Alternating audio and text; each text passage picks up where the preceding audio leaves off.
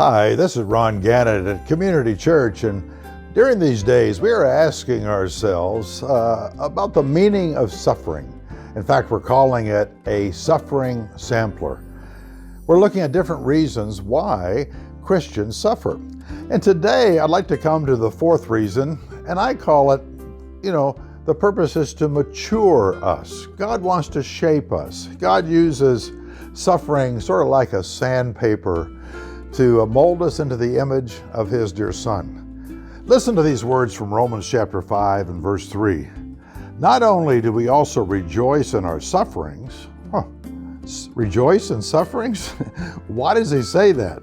He says, because our sufferings produce perseverance, perseverance produces character, and character produces hope.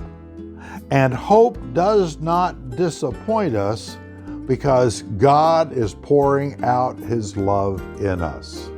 What a great progression there. That suffering, pain, difficult times produces perseverance. That perseverance under that pressure produces character inside of us. And that building of our character produces hope in the God of heaven. How does it produce hope? Because it reminds us of our hope that God is always with us, God is always at work, and God can even use the junk in our lives, the pain in our lives, to produce good fruit inside of us. You just think of it. God never gives up on His children, and God never gives up on you. Remember those old pictures you used to see in Bible times, or maybe a couple hundred years ago, of people threshing wheat? They would gather the wheat in a pile, they would run animals over it or step on it themselves, and then take this long wooden tool that had a pitchfork type of sticks on the end of it, and they would throw it up in the air and allow the wind to separate the chaff from the kernels of wheat that they treasured. That tool was called a tribulum, from the Latin for tribulation, for suffering. And they saw tribulation, suffering, as separating the bad from the good inside of us. And sometimes what God wants to do is to use tribulation to deal with the stuff that we don't deal with, and to force us to look in the mirror and become the people He wants us to be.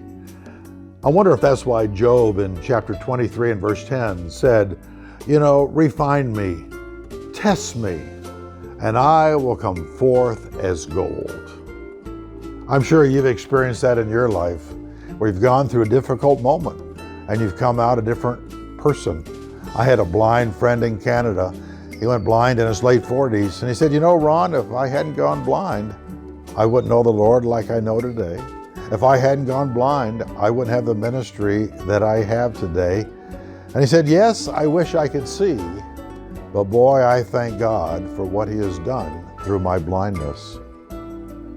I can remember when my dad died, my first parent to pass away.